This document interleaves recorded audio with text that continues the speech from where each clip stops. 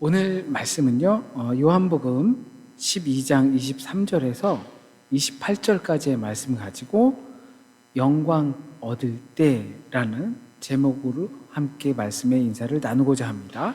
또 새길 말씀은 28절 말씀입니다. 아버지여, 아버지의 이름을 영광스럽게 하옵소서 하시니 이에 하늘에서 소리가 나서 이르되 내가 이미 영광스럽게 하였고 또다시 영광스럽게 하리라 하시니 라는 말씀을 우리 새기면서 영광 얻을 때라는 제목으로 함께 말씀의 인사를 나눕니다. 나사로의 집에서 열린 예수를 위한 잔치를 보면서 이 잔치는 곧 예배, 그리고 거기에 가장 필요한 것이 있다면 그 마리아의 헌신을 통해서 마리아와 같은 자세, 예수를 위한 잔치인 곧 예배 가운데 우리가 준비해야 할 것은 마리아와 같은 자세라는 거였습니다. 그것을 잊지 않고 우리가 주님과 언제나 함께 한다면 그곳이 어디든지 간에 주님과 함께하는 그곳이 곧 주님을 위한 잔치가 열리는 마당이고 그곳의 주인공은 주님이시다라는 것을 우리가 새겼습니다. 그리고 나서 우리에게 정말 필요한 모습은 마음껏 꾸미는 것이 아니라 마리아처럼 머리칼을 풀어 헤치는 것이다 라는 것을 보게 됐죠. 이것은 물질의 가치를 넘어서 내 마음의 중심을 이제 주님께 드리는 것과 같은 것이었습니다. 그 중심이라는 것은 주님 앞에서 부끄러움이 없는 거예요. 주님 앞에 감출 것이 없는 것이죠. 그것이 나의 수치스러운 머리칼을 풀어 헤치는 모습이라고 해도 그것은 주님과 내 앞에 있기 때문에 그것은 부끄러운 일이 되지 못한다는 것. 그래야 예배가 성립될 수 있다는 것이에요. 그리고 오늘 본문에서는 12장 가운데에 한 알의 미랄에 대해서 주님께서 이야기를 하십니다. 그리고 그것이 자기의 생명을 버리는 것, 미워하는 것, 그리고 주님을 따르는 것과 같은 맥락에 있다라고 말씀을 하세요. 다른 복음서들 속에서는 나를 따르려거든 자기 십자가와 자기 부인하고 나를 따르라 이런 식으로. 그리고 나는 대접을 받으려고 온 것이 아니라 대접을 하려 왔다. 이러한 내용들이 따로따로 떨어져 있어요. 근데 요한복음에서 요한은 이것을 한 알의 미랄과 같이 하나로 엮었어요. 그것을 요한은 예배하러 온 사람, 헬라 사람들과 같이 연결선상에 또 두었습니다. 오늘 본문 전에 보면 헬라 사람들이 절기를 맞아 예배하러 왔는데 빌립을 통해서 예수를 뵙고자 한다라는 소식을 좀 전해달라고 했습니다. 물론 6월절 절기의 중심은 당연히 축제겠죠. 그런데 왜 하필 이 헬라 사람들은, 이방에 있던 그 유대교를 믿는 이 사람들은 왜 와서 예수를 먼저 보고자 했느냐라는 거죠.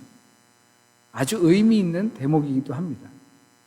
여기서 예배하러 온 이 헬라 사람의 예배라는 건 우리가 기도드린다라는 것에 같은 단어예요.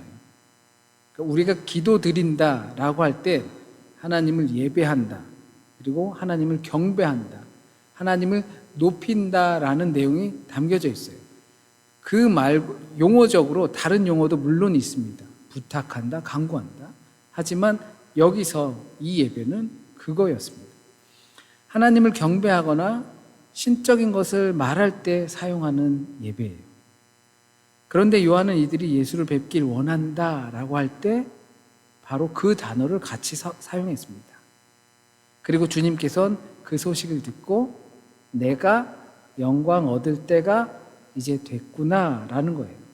헬라 쪽까지 다 퍼졌기 때문에 그렇죠. 그러면서 하시는 말씀이 우리에게 너무나 익숙한 한 알의 밀이 땅에 떨어져 죽지 않으면 한 알 그대로 있지만 죽으면 많은 열매를 맺는다라는 말씀을 하십니다. 비유를 드신 거죠. 주님께서 죽으심으로 또 다른 생명의 열매를 맺으십니다. 솔직히 말씀드리면 저는 이 비유를 이해하지 못했었습니다. 첫 번째 이유는 왜 이것이 이해가 잘 되지 않느냐는 것은 아무래도 나보러 죽으라는 얘기 같아서였어요. 네가 죽으면 그러면 하나 죽을지 몰라도 더 많은 생명을 맺게 될 것이다. 그러니까 죽어라. 근데 내가 죽는 것이 아니라 주님께서 죽으셔야지 생명이 있는 거예요. 그것이 주님의 영광입니다. 그래서 주님께서는 그것을 자신의 모습으로 보신 거죠. 그런데 주님께서는 나를 섬기려거든 또 나를 따르라고 하셨어요. 죽는 것은 주님께서 죽으시고 죽는 것과 비슷한 것을 우리는 해야 한다는 겁니다. 내가 죽진 않아도 돼요. 그러나 죽는 것 비슷한 것을 주님을 따르는 것으로 해야 되는 거예요. 주님을 따르는 길은 씨앗의 죽음과도 같은 거죠. 그래서 이해하지 못했던 하나의 미랄의 비유를 조금 현실적으로 고민하게 되었습니다. 왜 씨앗이 싹이 트는 것을 가지고 죽는다고 표현하셨을까? 왜냐하면 죽는다라고 할 때 우리는 그냥 파괴되는 것을 생각하죠. 사라지는 것, 소멸되는 것, 완전 망가지는 것, 가치 없이 되어버리는 것. 그래서 미랄이 죽으면 싹도 열매도 없게 되는 거 아닌가?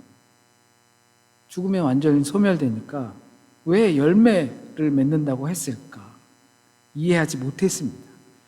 그런데 조금씩 자라게 되면서 죽는다는 것이 이제 어떤 의미인지를 조금은 알게 된 것 같습니다.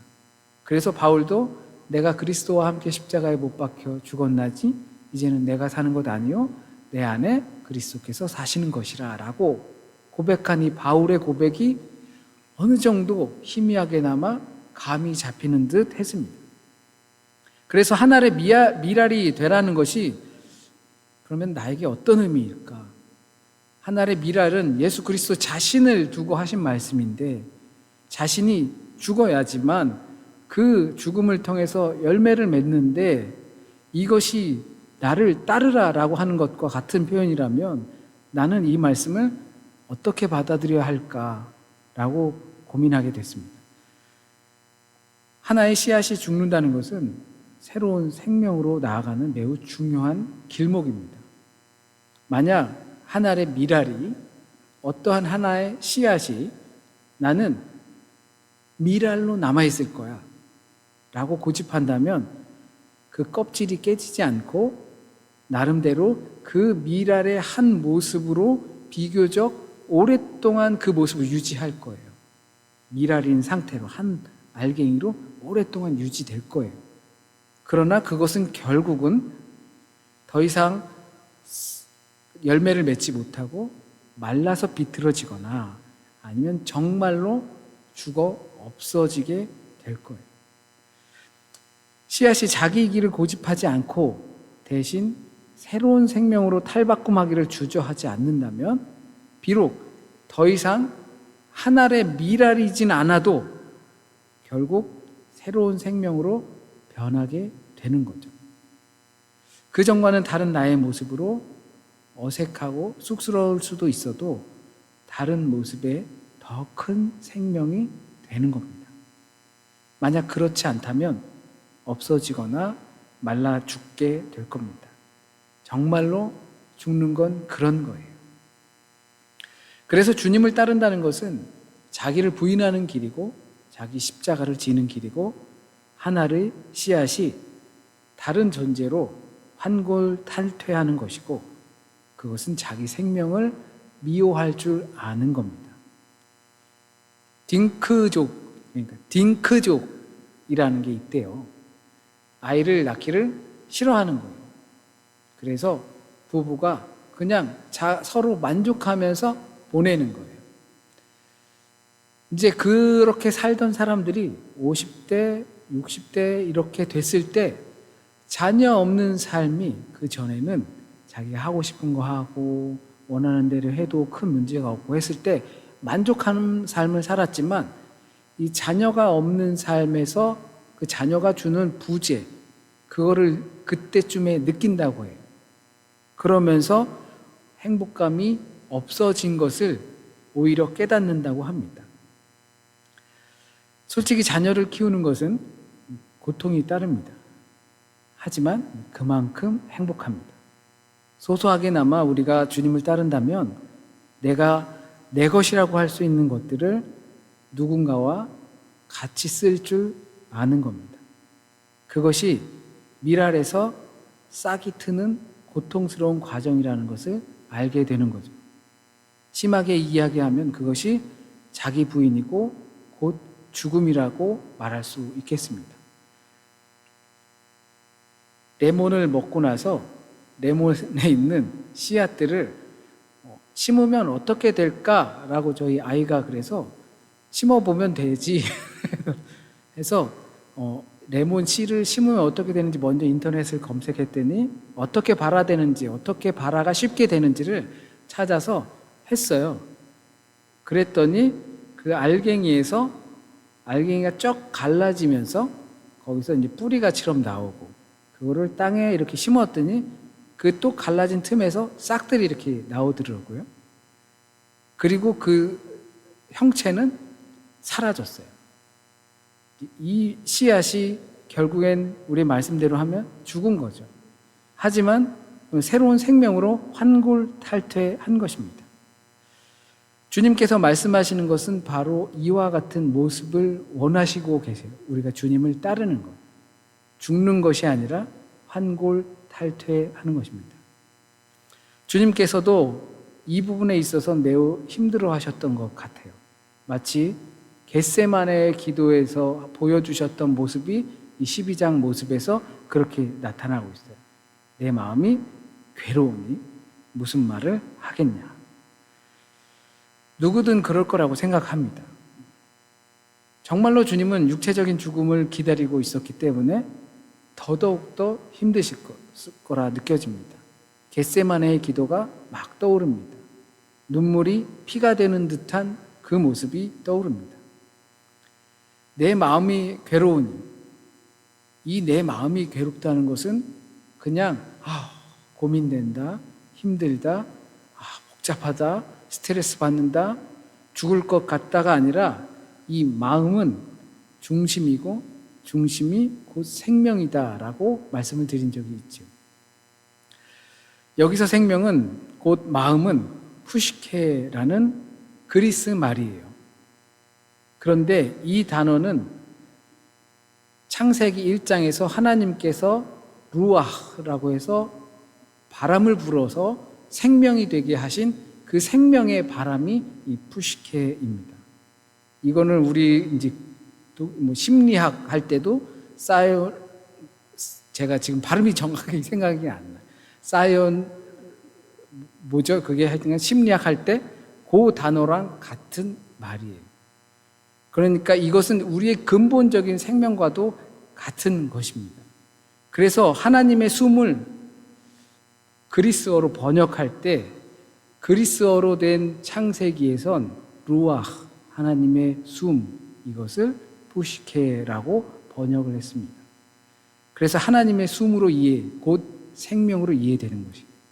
내 마음이 괴로우니 라고 하신 것은 내 생명이 위태롭다라는 것과 같은 것입니다. 그렇기 때문에 육체적 생명이 붙어있는 우리에게 살아있다는 것은 하나님의 숨, 생명의 근원, 마음의 중심이 어디 있냐는 것이 핵심이라는 거죠. 인간적으로는 이런 부분이 굉장히 고민됩니다. 왜냐하면 인간은 평생 자기를 실현시키기 위해서 살기 때문이에요. 그러다 보니까 딩크족이라는 것도 생기는 거예요. 자기의 삶과 자기의 인생 목적을 실현시키기 위해서 소위 말해서 가장 내가 원하는 내 삶, 나다운 삶을 살기 위해서 그렇게 살게 되어 있습니다. 성경의 말로 표현하면 나는 미랄로 남을 거야 라는 거예요. 되도록이면 좋은 미랄로 남기를 바란다고 고집하는 거예요. 세상에선 그렇게 가르치고 나도 그렇길 원해요. 어디서 싹을 틔우라고 하지 않습니다. 하지만 정말로 좋은 미랄의 결말을 맺고 싶다면 그 껍질이 깨지고 뿌리가 나고 다른 모습으로 변형되어서 알곡이 쪼개져야만 그때서 가능하다는 겁니다. 미랄로 있을 땐 그 미랄의 모습이 자기 진짜 원하는 모습이라고 생각할 수 있지만, 그러나 그 모습은, 그 씨앗에 담겨져 있는 숨은 싹을 틔워서 갈라져서 깨져서 새싹이 나서 새로운 모습으로 태어나야 한다는 겁니다. 이것이 말씀의 인도를 따라서 그것이 띄울 때 하나님께 영광이 될 수 있다는 사실입니다. 하나님께 영광을 돌리고 싶다면 이 깨지는 게 우리에게 있어져야 합니다. 그러기 위해선 주님을 따라가셔야 합니다. 거기서 쪼개지는 모습을 보게 될 겁니다. 주님께서 가시는 곳을 따라갈 때 우리가 좋아하는 곳이 아닐 경우가 대부분이기 때문입니다. 그래서 자기 자신만을 위해서 살고자 하는 마음, 내 가치를 세상의 기준에 맞추려는 마음을 내려놓을 때 비로소 참된 생명을 얻게 되는 것입니다. 이것이 하나님께 영광이 되는 것이죠. 내 마음이 심히 괴로우니 무슨 말을 하리요. 우리가 하나님의 영광을 위한다는 말, 또는 하나님께 영광을 돌린다는 말을 가끔 하기도 하고 듣기도 합니다. 인간 존재가 어떻게 영화로우신 하나님께 영광을 돌릴 수 있을까요? 무엇으로 하나님께 영광을 돌릴 수 있을까요? 주님을 따르는 것뿐입니다. 주님을 따를 때 하나님의 영광을 볼 수 있습니다. 그 주님을 따르는 것이 자기 부인, 생명의 씨앗입니다. 이것이 예배하는 자의 자세입니다. 지난주에는 머리를 풀어 헤친 마리아의 모습이 있었다면 오늘 본문에서는 자기 생명을, 곧 자기 마음, 자기 중심을 미워하는 것, 곧 하나의 미랄로 남아있기를 원하지 않는 것입니다. 그래야 하나님께 영광, 곧 올바른 예배가 드려질 수 있게 되는 것이죠. 이러한 삶은 괴로울 수밖에 없습니다. 하지만 바로 이 괴로움과 어려움 속에서 하늘의 소리가 들려옵니다. 내가 이미 영광스럽게 하였고 또 영광스럽게 하리라. 물론 이 말씀은 주님께 하시는 하나님의 말씀이에요. 주님께서 살아오신 삶을, 그 길을 통하여서 이미 영광스럽게 하였고 또 앞으로도 영광스럽게 할 것이다 라고 말씀하셨어요. 고통 가운데 영광이 있는 거죠. 그런데 나를 따르라, 미랄이 씨앗을 터라, 자기를 부인하고 자기 생명을 미워하고 자기 십자가를 지고 나를 따르라. 그렇다면 우리가 그 자리에서 이 음성을 주님과 함께 들을 수 있으리라 생각됩니다. 하나님께 영광 돌리는 주님의 자녀들이 정말로 되었으면 좋겠습니다. 내 맘대로 영광 말고 주님의 뜻대로 영광 되었으면 좋겠습니다. 주님께서 영광 받으실 때 그것은 곧 이와 같은 민망한 모습 또는 곤란한 모습, 괴로운 삶의 자리, 그 자리에 주님과 함께 할 때 하나님께서 영광 받으시는 줄 믿습니다. 잠시 기도드립니다. 하나님, 지금 저의 모습, 그리고 우리의 모습으로도 하나님께 영광 돌릴 수 있습니까? 아직 나는 여전히 미랄의 모습, 간신히 적셔지며 보일 듯 말 듯한 뿌리를 뻗어보고 있는 아주 작은 씨앗에 불과합니다. 그러나 주님을 따르길 원합니다. 자기 생명을 미워하라 하셨으니 나를 나답게 하는 것이 정말 무엇인지 주님과 함께 살아가면서 더 깊은 고민을 합니다. 정말 나를 생명으로 이끄는 것이, 나를 살리는 것이 무엇인지 주님의 말씀을 따라가면서 살아가면서 또 그것을 발견하고자 합니다. 그럴 때 씨앗인 내가 갈라지고 그 속을 통해서 말씀을 따라 열매가 맺혀질 수 있길 간절히 소원합니다. 우리는 세상의 눈으로 부족한 모습을 매번 봅니다. 힘없고 또 나약한 나 자신의 모습들을 봅니다. 그러나 끝까지 주님과 함께 합니다. 주님을 위한 잔치를 엽니다. 그리고 주님을 끝까지 따라갑니다. 그곳에서 주님께 하셨던 그 하나님의 음성을 함께 듣길 원합니다. 주여 붙들어 주세요. 주님, 오늘 이 시간 우리가 꼭 들어야 하는 그 하나님의 말씀, 그 말씀만 우리의 생각과 마음속에 남게 하여 주시고 뿌리 내리고 또한 잘 자라게 하셔서 삶의 한 구퉁이에서 열매 맺을 수 있도록 주여 인도하여 주옵소서. 한 주간의 삶도 주님께 온전히 드립니다. 건강하지 못한 몸, 또 나약한 마음, 복잡한 일상의 삶, 많이 쌓여있는 내 삶의 계획들, 여전히 이루지 못한 삶의 흔적들, 그 모든 것들을 다 하나님께 맡깁니다. 그 수고하고 무거운 짐을 주님께 맡기오니 주여 우리에게 주님의 평화를 주시고 회복의 영을 주시길 간절히 소원하며 모든 말씀 우리 주님 예수 그리스도의 이름으로 기도드립니다.